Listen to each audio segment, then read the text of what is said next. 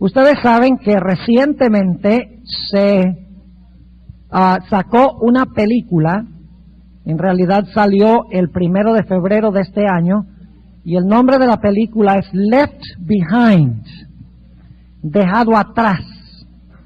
Es una película que tiene como propósito convencer al mundo de que la segunda venida de Jesús constará de 2 etapas.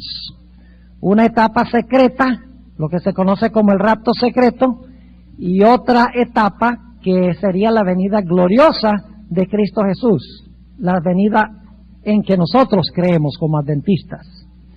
Así que durante el transcurso de esta semana a las 11 vamos a analizar esta teoría que presenta esta película y vamos a estudiar cómo alcanzar a personas que creen en este método de interpretación profética.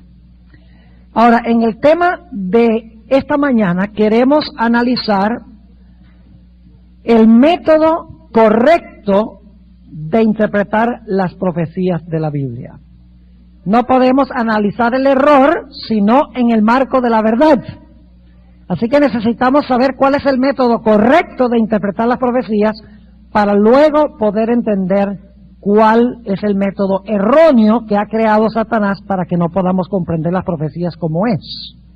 Ahora vayan conmigo al libro de Tito, el capítulo 2, Tito, el capítulo 2 y el versículo 11. Tito 2 y el versículo 11. Dice allí: porque la gracia de Dios que trae salvación a todos los hombres se manifestó, enseñándonos que renunciando a la impiedad y a los deseos mundanos, vivamos en este siglo templada y justa y piamente. Y ahora viene el versículo clave: esperando aquella esperanza bienaventurada y la manifestación gloriosa del gran Dios y Salvador nuestro, Jesucristo. Este pasaje nos demuestra que la bienaventurada esperanza de la iglesia cristiana es la segunda venida gloriosa de Cristo Jesús. Pero Satanás odia la segunda venida, porque odia al que viene. Y por esa razón Satanás va a hacer todo lo posible por falsificar las profecías de tal manera que la gente no esté preparada para recibir a Cristo cuando venga. Ahora, quiero que regresemos en nuestras mentes al mundo como existía cuando vino Cristo en su primera venida. Ustedes saben que había abundantes profecías en el Antiguo Testamento que apuntaban hacia el ministerio, la persona y la obra de Cristo Jesús. Las profecías decían dónde iba a nacer, cuándo iba a ser bautizado, cuándo iba a morir, cuándo se iba a cerrar la puerta de la gracia para la nación judía, cómo iba a enseñar, qué iba a enseñar. Es decir, había abundancia de profecías en el Antiguo Testamento que indicaban cada movimiento que iba a hacer el Señor Jesucristo. Y sin embargo, lo más interesante es que según Juan 1 y el versículo 11, a pesar de todas estas profecías, dice: a lo suyo vino y los suyos no le recibieron. ¿Cómo es que teniendo tantas profecías apuntando hacia la primera venida de Jesús, el mismo pueblo que supuestamente estaba esperando al Mesías pudiese ser sorprendido por la venida de Cristo, la primera venida de Cristo? La respuesta está en el hecho de que el pueblo judío interpretó erróneamente las profecías. Esperaban que Cristo viniera de una forma y vino de otra. Esperaban que el Mesías, iba a venir en poder y en gloria, destruir a los romanos, sentarse en el trono de Jerusalén, favorecer a la nación judía y destruir a todos aquellos que no quisieran aceptar su señorío. Y cuando Cristo vino de una forma distinta que lo que estaban esperando, no estaban dispuestos de recibirle, aun cuando era el Mesías. El diablo hizo bien su trabajo. El diablo odiaba la primera venida y, llevando a una falsa interpretación de las profecías, llevó al pueblo que estaba esperando el Mesías a no saber cuándo vino. Ahora yo pregunto, ¿creen ustedes que el diablo odia igualmente la segunda venida de Cristo? ¡Claro que sí! ¿Será posible que el diablo también va a engañar al mundo cristiano que está esperando la segunda venida del Mesías? ¿Y que cuando Cristo venga, nadie lo va a estar esperando? La Biblia indica que sí. Y la razón es que el diablo, como falsificó las profecías para esconder la primera venida del Mesías, el diablo también ha llevado al mundo cristiano a interpretar falsamente las profecías de la segunda venida, para que cuando Cristo venga, va a venir de una forma diferente que lo que el mundo cristiano lo está esperando, y nadie prácticamente va a estar listo. Esta semana yo les voy a compartir a ustedes la triste historia de cómo el diablo ha engañado casi a todo el mundo cristiano con un falso sistema de interpretación profética. Es triste, sorpresivo, que el mundo cristiano prácticamente en su entereza ha sido engañado con una interpretación, con un método falso de interpretar las profecías. Y de esta manera el diablo ha escondido cuáles son los asuntos de importancia de vida y muerte para estos últimos días. Ahora, en cierta ocasión, cuando yo estaba en secundaria tomando una clase de matemáticas, el profesor nos dio un examen.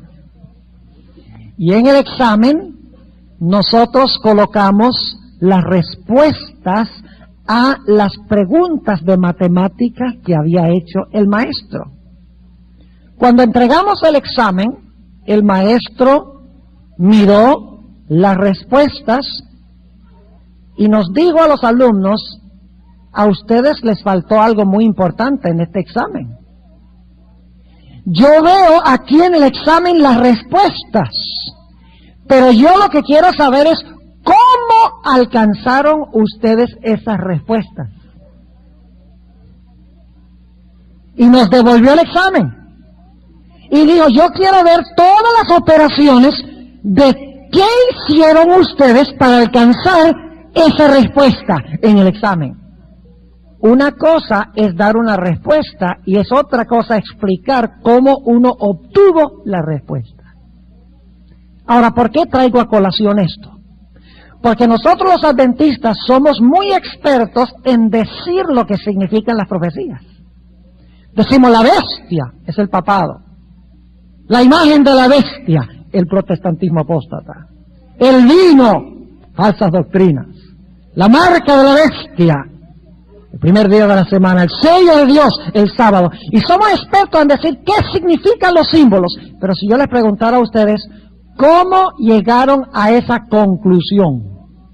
¿Qué método usaron para llegar a esa interpretación? Sería un poco más difícil.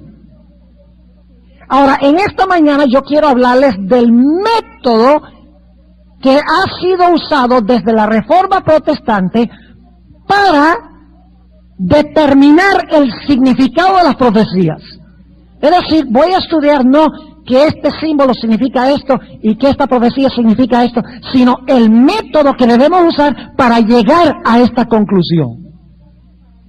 Ahora, el método que usaron todos los reformadores protestantes, Lutero, Calvino, Zwinglio, Melanchthon, Wesley, pueden nombrar todos los reformadores protestantes desde el siglo XVI, el método que ellos usaron es un método de interpretación profética que se conoce como historicismo. Historicismo. Ahora, ¿qué es historicismo? Muy sencillo. El historicismo es aquel método que enseña que las profecías, particularmente de Daniel y Apocalipsis, comenzaron a cumplirse en los días cuando escribió el profeta. Y luego sucesivamente continuaron cumpliéndose sin interrupción en un desarrollo, en un flujo, culminando con el establecimiento del reino eterno de Cristo. Es decir, las profecías de Daniel y Apocalipsis comienzan a cumplirse en los días cuando escribe el profeta y siguen cumpliéndose sin interrupción en una cadena, en una secuencia continuada hasta el establecimiento del reino eterno, y no hay paréntesis en ninguna parte. El cumplimiento es consecutivo y nunca se interrumpe. Se cumple desde los días del profeta hasta el establecimiento del reino eterno. Ahora yo quiero presentarles una profecía que ustedes conocen muy bien, una profecía historicista por excelencia, para ilustrar este punto. La profecía de Daniel, el capítulo 7. Ahora, la más grande profecía historicista es la profecía de Daniel 2. Yo pregunto, ¿a dónde comienza la profecía de Daniel 2? Antes de ir a Daniel 7, ¿a dónde comienza? ¿Con qué reino? Con Babilonia. ¿Quién está viviendo en el tiempo del imperio babilónico? Nabucodonosor. ¿Y quién más? Daniel. ¿Dónde comienza a cumplirse entonces la profecía de Daniel 2? En el día cuando escribió Daniel. ¿Están conmigo? Y después que cae Babilonia, pasan 200 años y luego se levanta Medo-Persia. No. Cae Babilonia y enseguida ¿qué? Reina Medo-Persia. Cae Medo-Persia, se levanta Grecia. Cae Grecia, se levanta Roma. Y así sucesivamente, la profecía que comenzó a cumplirse en cadena en los días cuando escribió el profeta, sigue cumpliéndose sin interrupción, sin paréntesis, hasta el establecimiento del reino eterno de Cristo. Es decir, que la profecía de Daniel y Apocalipsis tiene una dimensión pasada, una dimensión presente y una dimensión futura.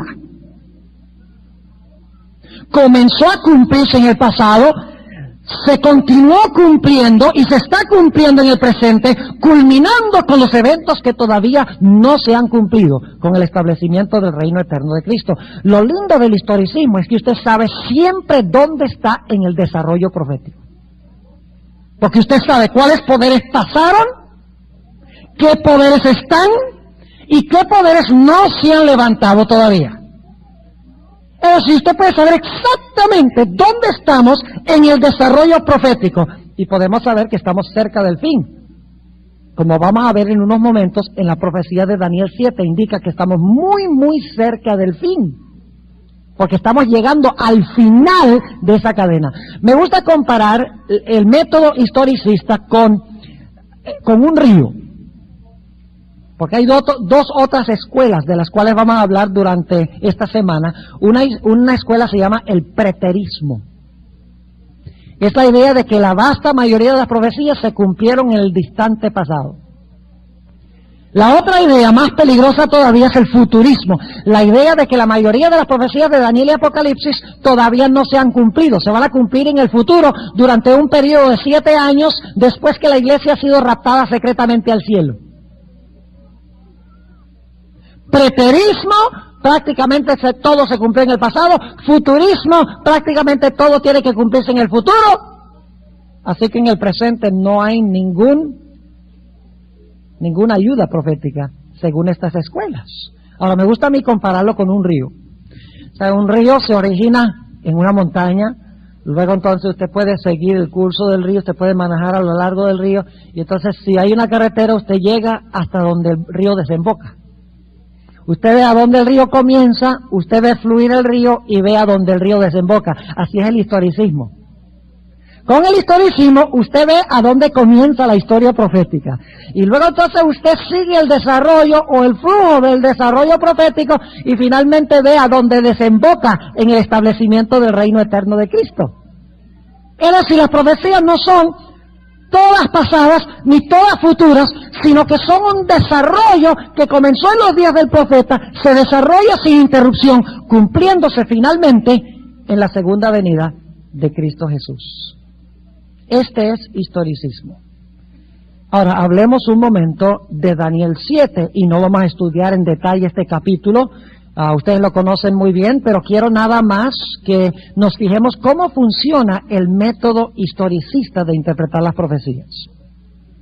En Daniel 7 tenemos una bestia, que es un león. ¿Qué representa el león? Babilonia, muy bien. ¿Dónde comienza la profecía de Daniel 7? Con Babilonia. ¿Y quién vive en Babilonia en este tiempo? Nabucodonosor. ¿Y quién más? Daniel. Pregunta, ¿Daniel 7 comienza a cumplirse en los días cuando escribió Daniel? ¿Sí o no? Sí. Ahí comienza. Cuando escribe el profeta. Ahora, cuando cae el león o Babilonia, ¿qué poder se levanta? Medo-Persia. ¿Se levanta Medo-Persia en el mismo momento que cae Babilonia? Claro, usted puede leerlo en Daniel 5. Mene, Tekel, Uparsin. La misma noche que cayó Babilonia, ahora gobierna ¿quién? Medo-Persia. ¿Cuántos paréntesis hay entre Babilonia y Medo-Persia? No hay paréntesis. Se cumple en sucesión continuada. Y luego dice la profecía, dicho sea de paso, la segunda bestia en Daniel 7 es un oso. Pero luego el oso gobierna por cierto periodo, ustedes conocen las fechas, 539 al año 331, gobierna, y luego entonces, ¿qué pasa con el oso? El oso cae en manos de ¿quién? No en las manos, sino en la boca de ¿quién? Del leopardo. El leopardo devora al oso y despedaza al oso. ¿Cuánto tiempo hay entre cuando cae el oso y se levanta el leopardo? No hay lapso de tiempo. El momento que cae Medo-Persia, se levanta ¿qué? Grecia. Y luego el reino griego gobierna. Gobierna desde el año 331 hasta el año 168 antes de Cristo. Todo este repaso. No hay un paréntesis entre el león y el oso, entre el oso y el leopardo. Se cumple en sucesión continuada sin interrupción, sin paréntesis. Eso es muy importante, porque hoy en día los métodos que se están usando para interpretar las profecías dejan muchos paréntesis. Y en unos momentos vamos a volver a esto. Por ejemplo, en las 70 semanas, dicen, las primeras 69 se cumplieron con la primera venida de Cristo, pero la semana número 70 todavía no se ha cumplido. Ha habido un paréntesis de 2000 años entre la semana número 69 y la semana número 70. Interrumpen las 70 semanas y ponen un paréntesis de 2000 años entre cuando termina la 69 y cuando comienza la semana número 70. Y vamos a ver en unos momentos que hacen lo mismo con Daniel 7. Ahora, el leopardo es conquistado ¿por quién? Por la bestia terrible, Roma, el imperio romano. ¿Cuánto tiempo hay entre la caída de Grecia y el levantamiento de Roma? ¿Cuántos paréntesis hay? ¡Ninguno! Cae Grecia y se levanta ¿qué?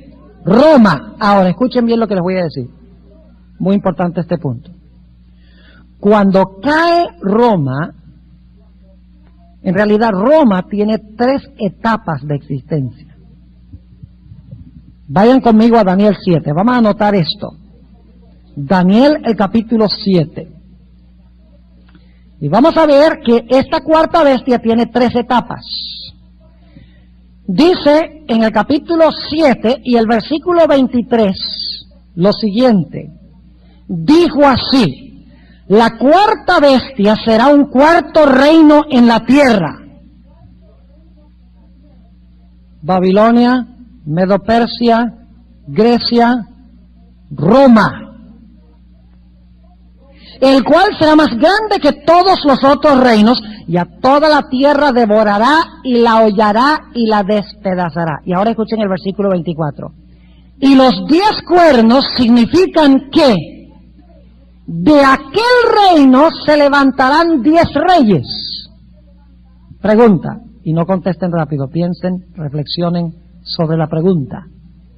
Cuando este dragón se levanta a gobernar, cuando esta bestia terrible se levanta a gobernar por primera vez, ¿ya tiene los 10 cuernos?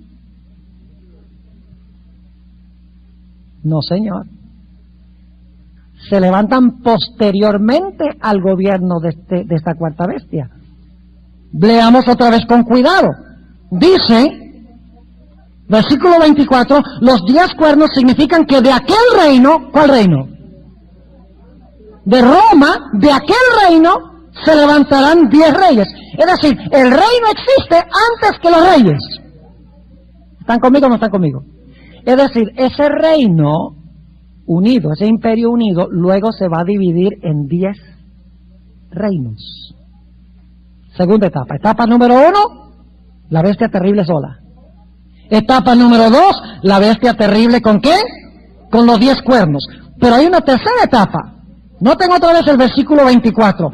Y los 10 cuernos significan que de aquel reino se levantarán 10 reyes, y tras ellos, ¿qué significa eso? Tras ellos. ¿Antes o después de ellos? Tras ellos significa después de ellos se levantará otro, que se conoce como el cuerno pequeño, el cual será mayor que los primeros, y a 3 reyes derribará. Ahora fíjense, la cuarta bestia es Roma. Luego Roma se va a dividir ¿en qué? En 10 reinos. Y luego en medio de los 10 reinos se va a levantar el cuerno ¿qué? Pequeño. Ahora, nosotros sabemos que la cuarta bestia es Roma. Entonces, para los 10 cuernos había que buscar una época cuando Roma fue dividida en 10 reinos. Después que Roma gobernó por un tiempo. Y no hay que buscar mucho. Porque en la historia nosotros sabemos que del norte de la región, el extremo norte del Imperio Romano, empezaron a invadir las tribus bárbaras. Conocemos los nombres de esas tribus, los anglosajones, los alemanes, los suevos, los burgundios, los érulos, los vándalos, los ostrogodos. Todos empezaron a invadir el Imperio Romano y se parcelaron el imperio, dividieron el imperio. Y según los historiadores, particularmente uno que es el más renombrado historiador del Imperio Romano, se llamaba Edward Gibbon, escribió un juego de 4 tomos sobre la historia del Imperio Romano. Yo los tengo. Tremenda obra, una obra pero maestra, donde él dice que los 10 reinos estaban completos en el año 476. Es decir, los 10 reinos en el 476 estaban completos.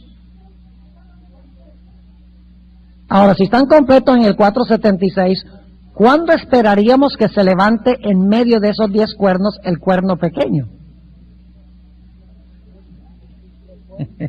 Después de eso, ¿verdad? ¿Y dónde debe levantarse el cuerno pequeño? Entre los 10, y los 10 están ¿en qué región geográfica? En lo que era el Imperio Romano. Pregunto, ¿es fácil conseguir dónde está el anticristo? Usando el método historicista, ¿es fácil? Claro que sí. Usted lo único que tiene que hacer es, ¿qué poder se levantó después del 476 en Europa y que gobernó 1260 años? Usted no tiene que ser adivino, porque usando el método historicista de interpretar las profecías, usted sabe exactamente dónde y cuándo ubicar al anticristo de la Biblia. ¿Y saben algo? En el siglo XVI, como vamos a estudiar en el transcurso de esta semana, en el siglo XVI, Martín Lutero y los otros reformadores miraron hacia atrás y dijeron, el león ya pasó, y el oso ya pasó, y el leopardo ya pasó, y el Imperio Romano como Imperio Unido ya pasó, y en las invasiones bárbaras ya el Imperio Romano se dividió en los 10 reinos. Dice, entonces poco después de eso tiene que haberse levantado el anticristo. ¿Y dónde está? Míralo, allá está en Roma. No tenían que adivinar. Lutero y Calvino y Zwinglio, Melanchthon y Wesley, que vino después, y no tuvieron que adivinar. Bueno, ¿quién será el anticristo? ¿El Ayatollah Khomeini? ¿Saddam Hussein? ¿Henry Kissinger?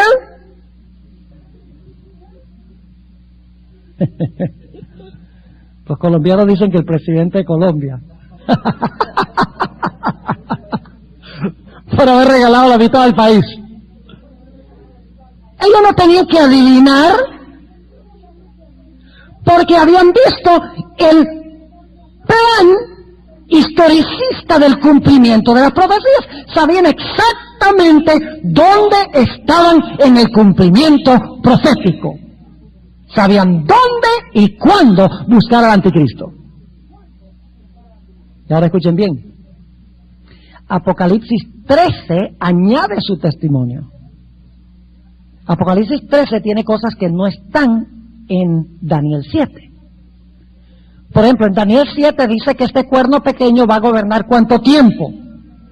Tiempos, la mitad de un tiempo, 1260 años, pero que luego después de gobernar 1260 años, su herida, o sea, va a hacer ¿qué? Herida de muerte, se le va a quitar el poder, se le va a quitar su dominio. Apocalipsis 13 dice eso, dice que recibirá una herida ¿qué? Mortal. Pregunta, ¿sucedió eso en el desarrollo histórico? Claro que sí. ¿En qué fecha?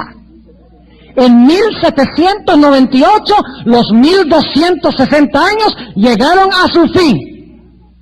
Y yo voy a compartir con ustedes citas, por ejemplo, de Malaquías Martín, que escribió ese famoso libro, Las llaves de esta sangre.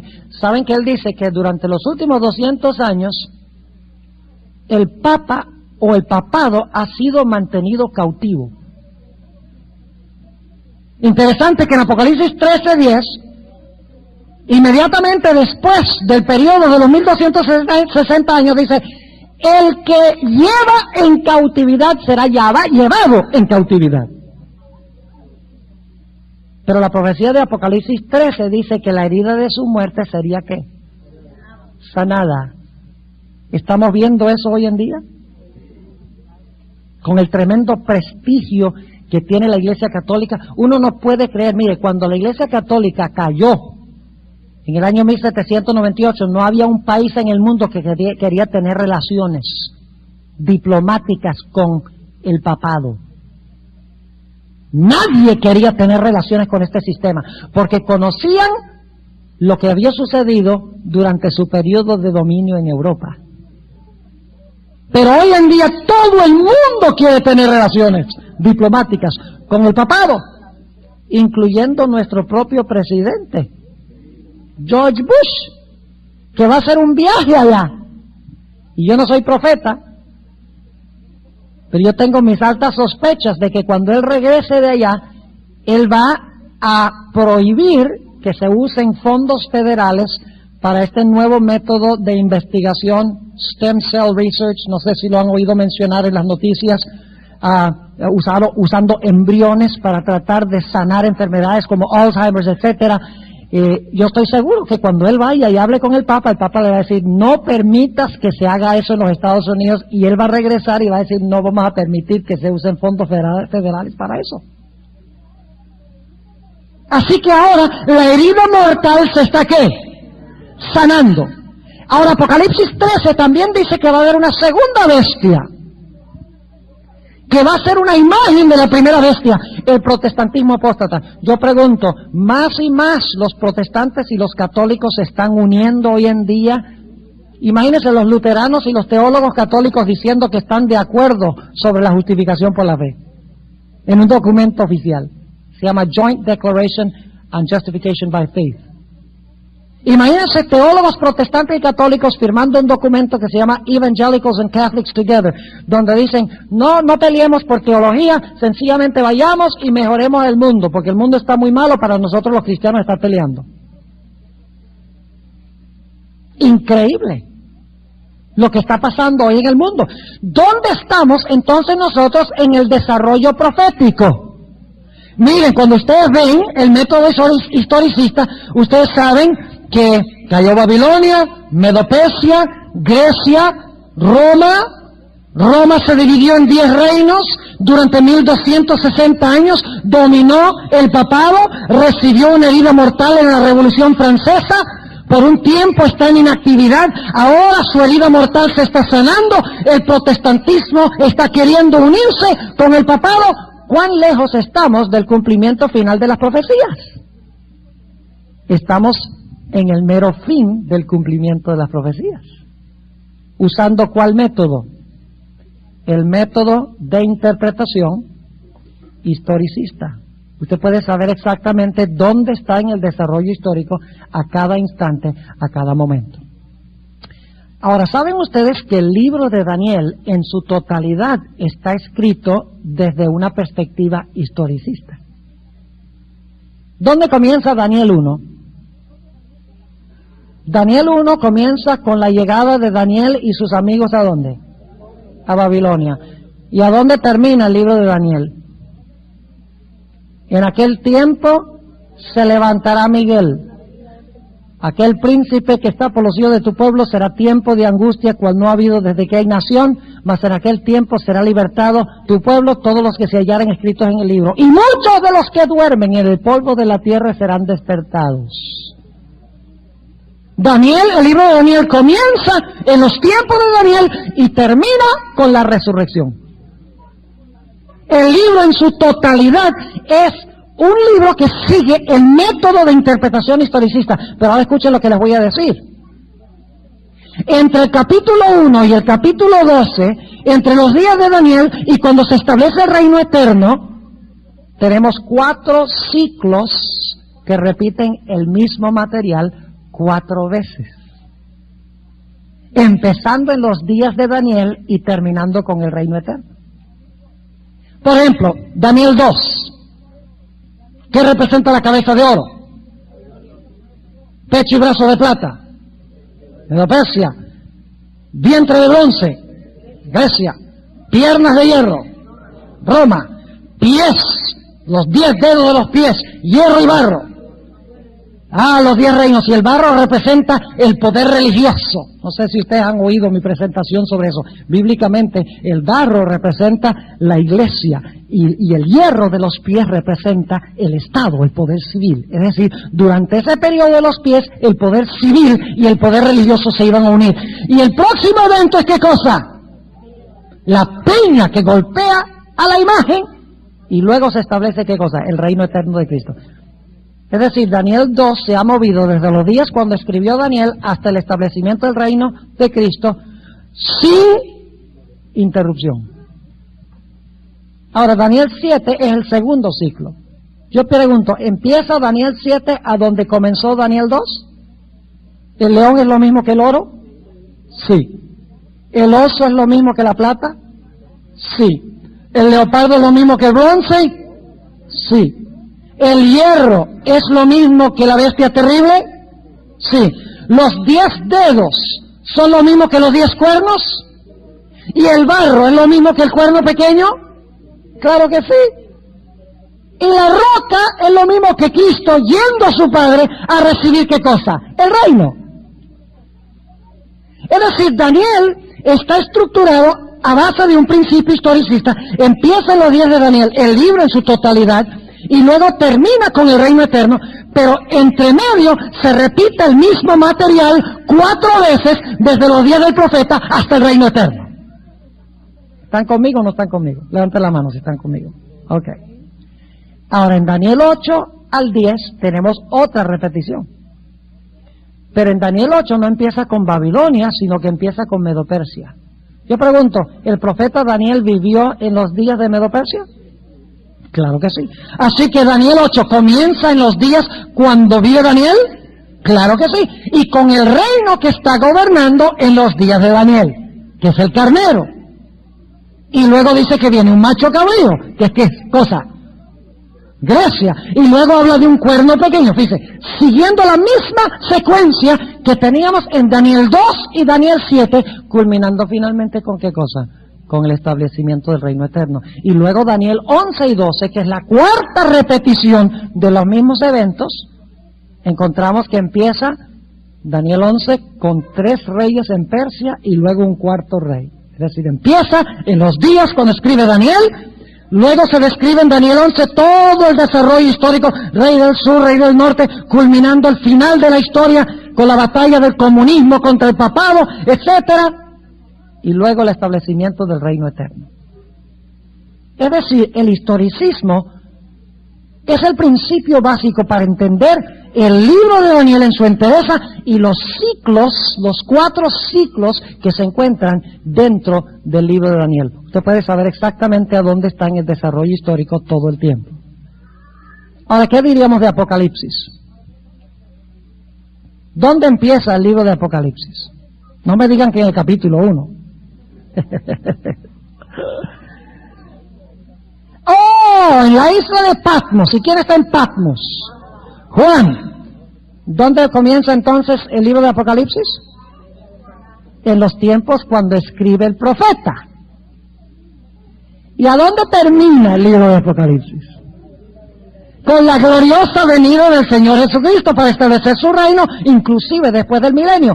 Fíjense que Apocalipsis también está estructurado a base del principio historicista. Empieza en los días cuando escribe Juan y termina con el establecimiento del reino eterno después del milenio. Pero ahora escuchen bien, al igual que en Daniel uno tiene ciclos, en Apocalipsis uno también tiene ciclos. Por ejemplo, tenemos las 7 iglesias. Pregunta, ¿las 7 iglesias relatan toda la historia de la humanidad desde los días apostólicos hasta que se establezca el reino eterno? Claro que sí. Pero luego tenemos los sellos, los 7 sellos. ¿Repiten los 7 sellos aspectos desde los días apostólicos hasta el establecimiento del reino eterno? Sí. ¿Y las trompetas? Nuevamente empiezan en los días cuando está escribiendo Juan, y las 7 trompetas se desarrollan en el flujo histórico, culminando nuevamente con la 7ª trompeta, donde dice que los reinos del mundo han llegado a ser de nuestro Señor Jesucristo. Es decir, tenemos una triple repetición de los mismos eventos. Las iglesias se repiten en los sellos, y las iglesias y los sellos se repiten en las trompetas. Así que no solo Apocalipsis comienza en los días del profeta y culmina con el reino eterno, como Daniel comienza en los días del profeta y termina con el reino eterno, sino los ciclos dentro de los 2 libros repiten el mismo material, comenzando en los días del profeta y terminando con el reino eterno. Yo pregunto, ¿puede usted saber siempre a dónde está en el desarrollo histórico con esta metodología? Claro que sí. Usted no tiene que adivinar, bueno, ¿y dónde estamos en la historia profética ahora? A ver, no, porque usted siguió la secuencia, usted siguió el río y sabe exactamente cuán cerca está el río de desembocar en el mar de vidrio. Ahora, escuchen bien. La primera mitad de Apocalipsis tenemos este fenómeno, las 7 iglesias, los 7 sellos, las 7 trompetas, y luego, cuando uno llega al capítulo 12, ya el énfasis es lo que va a pasar de ese punto en adelante hasta el final de la historia. Y les ilustro. En Apocalipsis 12 y 13 tenemos el período de dominio papal, los 1260 años. Luego dice que el poder papal recibe una herida mortal, pero se levanta un poder para ayudar a este poder que recibió la herida mortal a recuperar su poder. Y ese poder es el protestantismo apóstata, que impone la marca de la bestia. Ahora escuchen bien. se levantan tres poderes en Apocalipsis 12 y 13. El dragón, la bestia y el falso profeta, o la imagen de la bestia. Yo pregunto, ¿tiene Dios una respuesta al levantamiento de estos tres poderes en los últimos días? Claro que sí. Los mensajes de los tres ángeles. Dice, cuando el diablo levanta sus tres poderes, dragón, bestia y falso profeta, Dios en Apocalipsis 14 anuncia el mensaje de los tres ángeles. Y uno de esos mensajes es, si alguno adora a la bestia o a su imagen y toma su marca, fíjense cómo está advirtiendo en cuanto a los poderes de Apocalipsis 12 y 13 que se han levantado.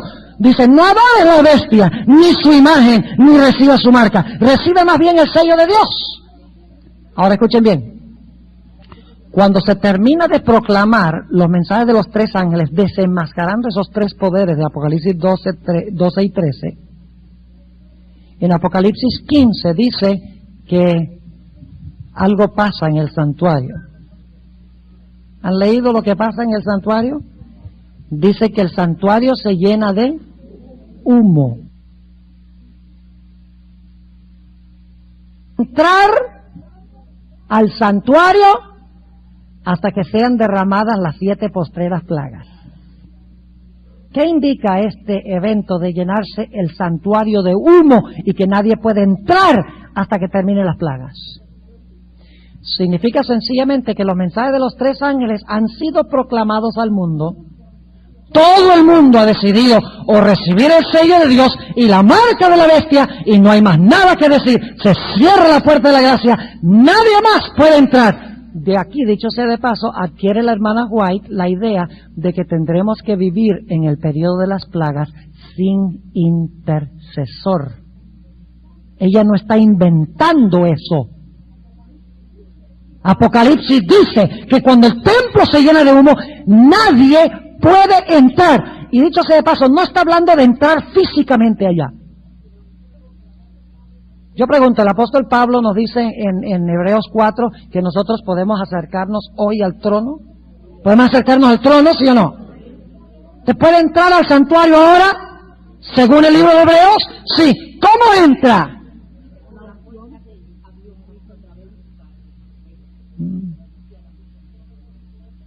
Entonces no es un cohete de la NASA que tiene que tomar para ir allá. Ah, no. ¿Cómo entra?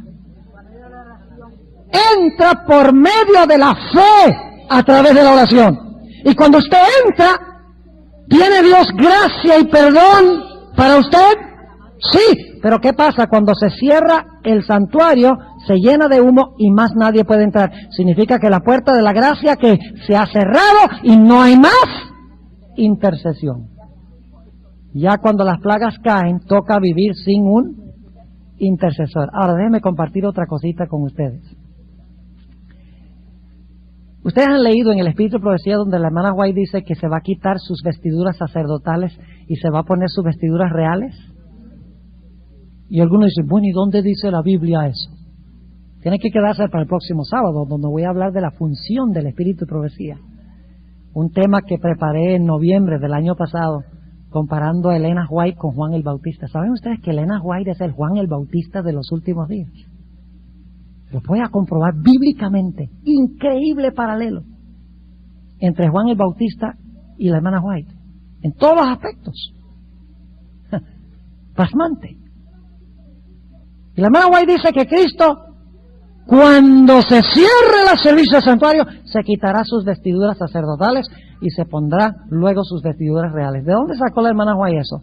Miren, si usáramos nada más un poquito este cerebro que Dios nos ha dado, podríamos entenderlo. Yo pregunto, ¿cómo está vestido Jesús hoy? El libro de Hebreos dice que Jesús es nuestro sumo sacerdote, así que ¿cómo está vestido Jesús? Como sumo sacerdote. Pero yo pregunto, en Apocalipsis 19, cuando viene como Rey de Reyes y Señor de Señores, ¿cómo viene vestido? Dice que viene vestido como Rey. Entonces mi pregunta es esta: si ahora es sacerdote, pero cuando venga está vestido como Rey, ¿tiene que haberse cambiado? A algunos eso le pasó así. Así que vamos a repetirlo. Jesús ahora está vestido como ¿qué? Sumo sacerdote. Cuando venga estará vestido como ¿qué? Como rey. Entonces, si ahora está vestido como sumo sacerdote, pero cuando venga viene vestido de rey, según Apocalipsis 19, en el interino tiene que haberse cambiado. ¿Y cuándo es que Jesús se quita sus vestiduras sacerdotales? Cuando ya no es necesario un sacerdote. Cuando el templo se llene de humo. Ahora, fíjense cómo Apocalipsis va en su secuencia. Las iglesias se repiten en los sellos, se repiten en las trompetas, y luego las trompetas nos llevan al tiempo cuando se abre el templo de Dios y se ve el arca del pacto. Ahora Dios va a revelar quiénes son los enemigos del pueblo de Dios. Presenta el dragón, la bestia y el falso profeta. Y luego dice, cuidado, da una advertencia, dice, cuidado con esos tres poderes, ni sigas a la bestia, ni sigas la imagen, ni recibas la marca, recibe el sello. Y luego cuando todos toman su decisión a base de los mensajes de los tres ángeles, entonces el templo se llena de humo, Cristo se quita sus vestiduras sacerdotales y ahora van a empezar a caer ¿qué cosa? Las plagas. Y fíjense qué interesante que después del Apocalipsis 15, donde el templo se llena de humo, en el capítulo 16 están las plagas. ¿Qué método se está siguiendo aquí? El historicismo. Se levantan los poderes enemigos, Dios presenta los mensajes de los tres ángeles, se cierra la puerta de la gracia, y cuando se cierra la puerta de la gracia, vienen las plagas, que también en Daniel 12 se llama el tiempo de angustia. Y si ustedes leen Apocalipsis 16, 17 y 18, todos esos capítulos están describiendo las plagas. Y luego en el capítulo 19 se ve al Señor Jesucristo viniendo en un caballo blanco. Han terminado las plagas, ahora Cristo viene. Y detrás de Él, sentados en caballos blancos, vienen los ejércitos celestiales. Y viene a salvar a su pueblo del decreto de muerte que se ha dado contra ellos. Es decir, ahora hemos llegado hasta la segunda venida de Cristo. Pero ahí no termina todo. Porque en Apocalipsis 20 dice que ahora el Señor Jesucristo va a tomar y va a atar a Satanás. ¿Y lo va a atar cuánto tiempo después de la segunda venida? 1000 años, pero todavía falta más. El capítulo 21 y 22 nos lleva hasta lo que sucede después del milenio. Nos hemos movido desde Patmos hasta la Tierra Nueva. Y entre medio hemos tenido, ¿qué cosa? Ciclos que repiten el mismo material. ¿Están conmigo? Ahora, con este método usted puede saber a ciencia cierta a dónde está a cada instante del desarrollo profético. Usted no tiene que adivinar quién es el cuerno pequeño. ¿Saben ustedes lo que están diciendo los protestantes hoy en día? Me adelanto un poquito, todo esto lo vamos a estudiar. Y vamos a descubrir algo, hermanos y hermanas. Deben venir por las mañanas, animen a todos los demás que vengan, pues yo les voy a mostrar algo. La imagen de la bestia es el protestantismo apóstata. Una imagen es un reflejo, es decir, la imagen, los protestantes reflejan el catolicismo. ¿Saben algo? Prácticamente todos los detalles que están enseñando los protestantes hoy de las profecías los obtuvieron de los jesuitas. Es decir, los protestantes hoy lo que están enseñando es lo que recibieron de la Iglesia Católica.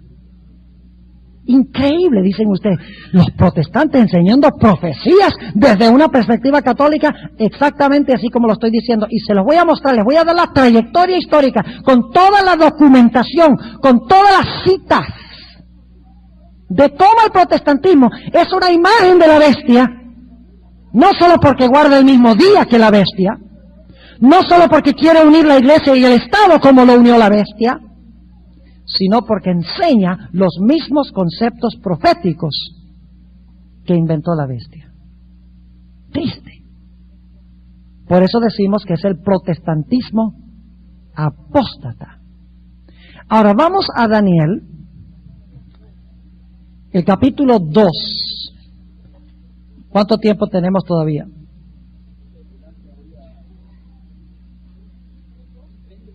Bien, Daniel 2:21. Este versículo es crucial. Voy a introducir ahora el tema de mañana en la mañana. Vamos a tomar los últimos 20 minutos para introducir el tema de mañana en la mañana. Daniel 2 y el versículo 20. Vamos a leer nada más el 21 por ahora. Ustedes conocen el contexto de esto, ¿verdad? El rey Nabucodonosor tuvo un sueño. Y cuando se despertó se le había olvidado el sueño. Yo llamo eso amnesia divina.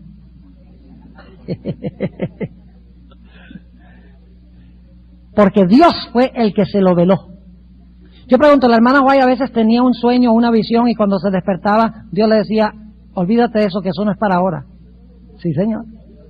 Se le olvidaba hasta el momento que era necesario. Ahora, ¿saben ustedes por qué razón es que Dios causó que Nabucodonosor olvidara el sueño? Porque Dios sabía que Nabucodonosor iba a llamar a los charlatanes. Y Dios quería desenmascarar a los charlatanes. ¿Y qué mejor manera de desenmascararlos? Haciendo que el rey olvidara el sueño. Vengan magos, astrólogos y adivinos. Y que ellos dijeran, nosotros no podemos decirle al rey el sueño. Y entonces ahora Dios trae al escenario a Daniel y a Daniel sí le da la información. Es decir, el verdadero Dios es Jehová, no los dioses de los babilonios. Así que Nabucodonosor tiene el sueño, se le olvida el sueño, manda a llamar los magos, astrólogos y adivinos, no son capaces de decir el sueño, aparece Daniel en el panorama y dice en el versículo Daniel 2 y el versículo 21, vamos al 20, cuando Dios le revela a Daniel el sueño y lo que significa el sueño, dice, y Daniel habló y dijo, sea bendito el nombre de Dios de siglo hasta siglo, porque suya es la sabiduría y la fortaleza. Y ahora viene un versículo muy clave, tiene 3 aspectos este versículo que quiero subrayar ahora, que son importantísimos. Dice, hablando de Jehová, Él es el que ¿qué? El que muda los tiempos y las edades o las oportunidades. ¿Quién es el que muda los tiempos? Dios muda los tiempos. Ahora escuchen bien. ¿Qué significa eso, que Dios muda los tiempos? En Daniel 7 hay un cuerno pequeño que piensa que puede ¿qué? Cambiar los tiempos. ¡Qué interesante eso! Como adventistas, nosotros mucho hemos hablado sobre el cuerno pequeño que cambia la ley. Piensa que puede cambiar la ley. Decimos, eso está claro. ¿Ve? Eliminan el segundo mandamiento, dividen el 10º en 2 y dicen que el día de reposo es el domingo en vez del sábado. Hablamos muchísimo en cuanto a lo que significa que el cuerno pequeño pensó cambiar la ley. Pero casi nada se ha dicho ni se ha escrito sobre lo que significa que el cuerno pequeño piensa que puede cambiar los tiempos. Y algunos han concluido, han dicho, bueno, el cambio de los tiempos tiene que ver, el único mandamiento que tiene que ver con tiempos es el sábado, entonces tiempos y ley se refiere a lo mismo. El problema con eso es que el hebreo no dice pensará cambiar los tiempos en la ley. No dice pensará cambiar los tiempos en la ley, dice pensará cambiar los tiempos y la ley. Cambiar los tiempos es una cosa y cambiar la ley es otra. Ahora, ¿quién es el único que muda los tiempos y las oportunidades? Dios. Si el cuerno pequeño piensa que él puede cambiar los tiempos, entonces él debe profesar ser ¿qué? Él debe profesar ser Dios. Ahora, ¿qué significa este asunto de cambiar los tiempos? Bueno, vamos a ver en un momento, pero quiero que vean, esta es la primera frase del versículo 21. Dice que Dios cambia o muda los tiempos y las oportunidades. Segundo aspecto que quiero que veamos. Quita reyes y pone reyes. Y tercero, da sabiduría a los sabios y la ciencia a los entendidos. 3 aspectos. Muda los tiempos y oportunidades. Quita y pone reyes. Y en tercer lugar, da sabiduría a ¿quiénes? a los sabios. Ahora escuchen bien. El resto de Daniel 2 y Daniel 3 es una exposición de este versículo. Pero en la exposición o el desarrollo de los tres aspectos de este versículo lo va a hacer en orden inverso. Es decir, ahora viene la explicación de este versículo. ¿Qué significa mudar los tiempos? ¿Qué significa poner y quitar reyes? ¿Qué significa dar sabiduría a los sabios? Esos tres aparecen en ese orden en el versículo 21, pero cuando Dios los va a explicar, los explica en orden inverso. Primero, le da a Daniel ¿qué cosa? Sabiduría e inteligencia para hacer ¿qué cosa específicamente? Para decir el sueño y su interpretación. Es decir, esto no está diciendo que Dios da sabiduría a los sabios, te da inteligencia sobre cualquier cosa, no. El libro de Daniel enfatiza que la inteligencia o la sabiduría que Dios da es una sabiduría para poder interpretar el sueño que tuvo Nabucodonosor. Notemos, por ejemplo, Daniel 2 y el versículo 27. Daniel respondió delante del rey y dijo, el misterio que el rey demanda, ni sabios, ni astrólogos, ni magos, ni adivinos lo pueden enseñar al rey. Versículo 30. Y a mí ha sido revelado este misterio, no por sabiduría que en mí haya más que en todos los vivientes. ¿Para qué necesitaba sabiduría Daniel? Para interpretar el sueño. Sino para que yo notifique al rey la declaración y que entendiese los pensamientos de tu corazón. Es decir, cuando dice Dios da sabiduría a los sabios, es sabiduría ¿para qué? Para decir el sueño y lo que significa el sueño. Y en el resto de Daniel 2 se explica ese punto de que Dios le dijo a Daniel el sueño y lo que significaba el sueño. Ahora, ese es el primer aspecto, da sabiduría a los sabios. Ahora, ¿qué tal de poner reyes y quitar reyes? Noten Daniel 2, 37 y 38. Tú, oh rey, eres rey de reyes, porque el Dios del cielo te ha dado reina, potencia y fortaleza y majestad. Y todo lo que habitan, hijos de hombres, bestias del campo y aves del cielo, Él ha entregado en tu mano y te ha hecho enseñorear sobre todo ello. Tú eres aquella cabeza de oro. ¿Quién colocó a Nabucodonosor en el trono? Dios. ¿Quién pone reyes? Dios. Ahora piensa cómo se está explicando esto en orden inverso. La tercera frase de Daniel 2.21 es, da sabiduría a los sabios para explicar los sueños. En el resto de Daniel 2, Daniel explica ¿qué cosa? El sueño. Luego, la segunda frase dice, pone reyes y quita reyes. Daniel 2, 37 y 38, Daniel dice, Dios te puso en el trono. Ahora, ¿qué diríamos de la tercera frase? Que muda los tiempos y las oportunidades. Vamos a mirar eso. En el resto de Daniel 2 encontramos el sueño que tuvo Nabucodonosor. Y ustedes conocen el sueño. Dios le estaba diciendo a Nabucodonosor, mira Nabucodonosor, así es que se va a desarrollar la historia. Tú vas a gobernar, tú eres la cabeza de oro, pero después de ti se va a levantar otro reino. Y después de ese reino se va a levantar otro. Y después de ese otro se va a levantar otro. Y ese otro luego se va a dividir en 10. Y luego, para que la sepas, luego yo voy a establecer un reino eterno de oro que nunca se va a corromper y nunca va a caer, jamás. ¿Cómo se sintió Nabucodonosor después de escuchar esto? No le gustó. No le gustó, pero para nada. La perspectiva profética, historicista que Dios había dado. Entonces yo soy solamente la cabeza de oro. Y después viene otro, y otro, y otro, y ese se divide. Y luego viene un reino eterno. Y no, la historia no se va a desarrollar así. La historia se va a desarrollar como digo yo, no como dice Dios. ¿Qué está tratando de hacer Nabucodonosor? Cambiar los tiempos proféticos que Dios ha establecido. Y mañana les voy a demostrar, hermanos y hermanas, que la palabra tiempo o tiempos en un marco de profecías siempre se refiere a eventos proféticos. el calendario profético de Dios. Es decir, cuando dice que el cuerno pequeño piensa que puede cambiar los tiempos, quiere decir que el cuerno pequeño va a tratar de cambiar la perspectiva profética que Dios ha establecido de antemano. Va a cambiar el calendario profético de Dios. ¿Es eso lo que trató de hacer Nabucodonosor? Claro que sí. Ustedes conocen la historia. Cuando Nabucodonosor escuchó la explicación de su sueño, ahí sí le dio insomnio.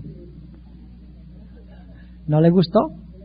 Entonces él dice, yo no voy a, o sea, el que domina la historia soy yo, y el que determina cómo se va a desarrollar la historia soy yo. Y por lo tanto, en Daniel el capítulo 3, Nabucodonosor levanta una estatua como la que vio en Daniel 2, con una diferencia, y es que es de oro de cabeza hasta los pies. Y ahora, escuchen bien, el conflicto principal en Daniel 3 no es la adoración. En realidad la controversia en Daniel 3 es quién controla la historia.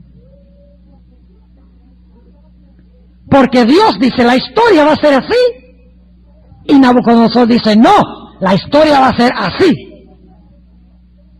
Y hay de aquel que diga que no. ¿Qué está tratando de hacer Nabucodonosor? Está tratando de cambiar la perspectiva profética que Dios ha dado, de cómo se va a desarrollar la historia profética. Pregunto entonces, el cuerno pequeño, cuando piensa cambiar los tiempos, ¿será que va a cambiar los eventos proféticos de Dios para presentar su perspectiva histórica y profética en vez de la perspectiva profética de Dios? Claro que sí.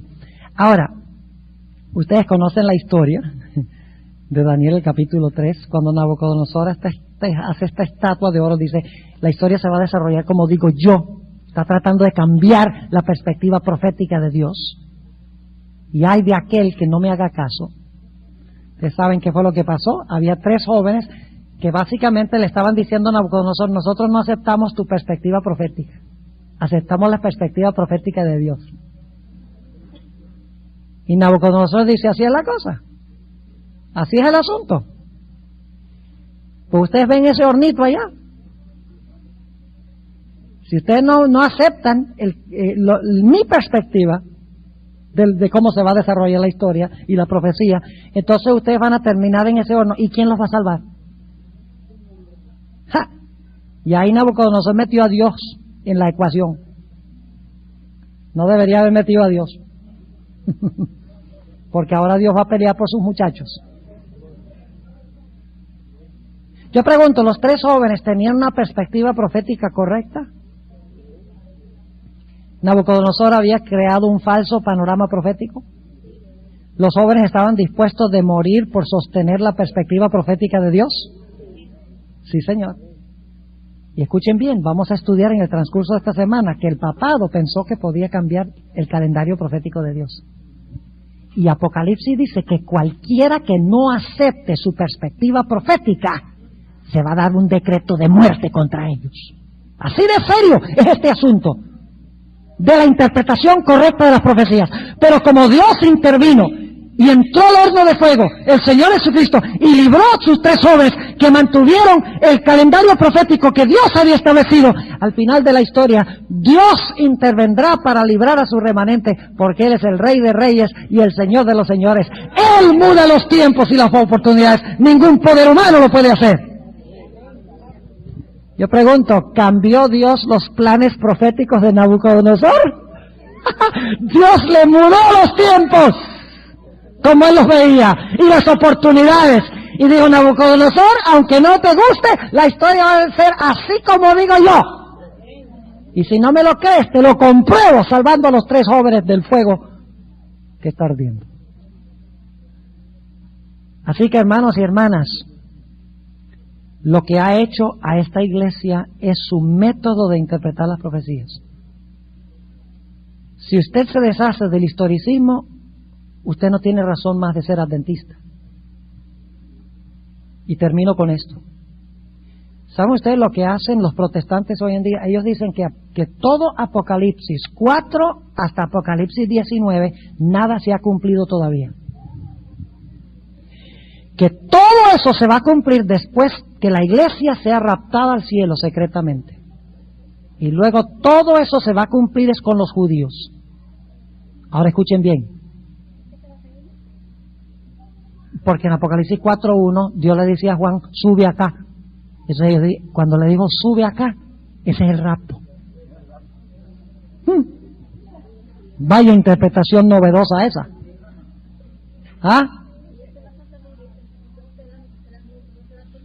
Eso lo vamos a estudiar el jueves. Vamos a estudiar. Uno será tomado y otro será dejado. Y prepárense para una gran sorpresa.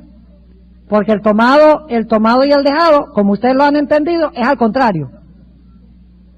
Hice un estudio intensivo de este pasaje, precisamente en estos días.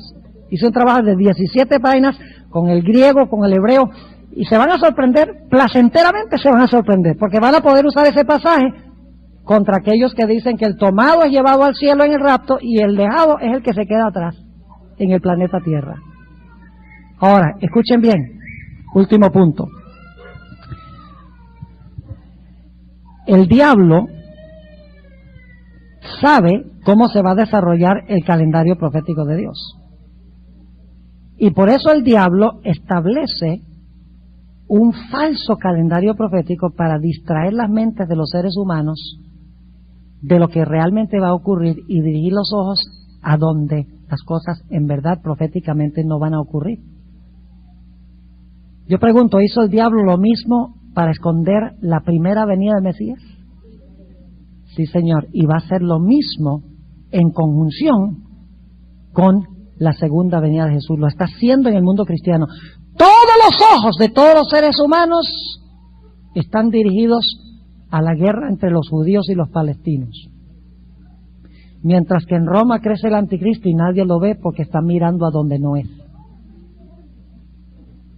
Todos están esperando que se reconstruya el templo de Jerusalén. Se siente ese anticristo malvado allá. Y que levante una estatua bien grandota. Y que todo el mundo se incline ante esa estatua grandota de él. Y mientras tanto la imagen de la bestia crece en el mundo protestante y nadie lo ve porque están mirando a donde no es.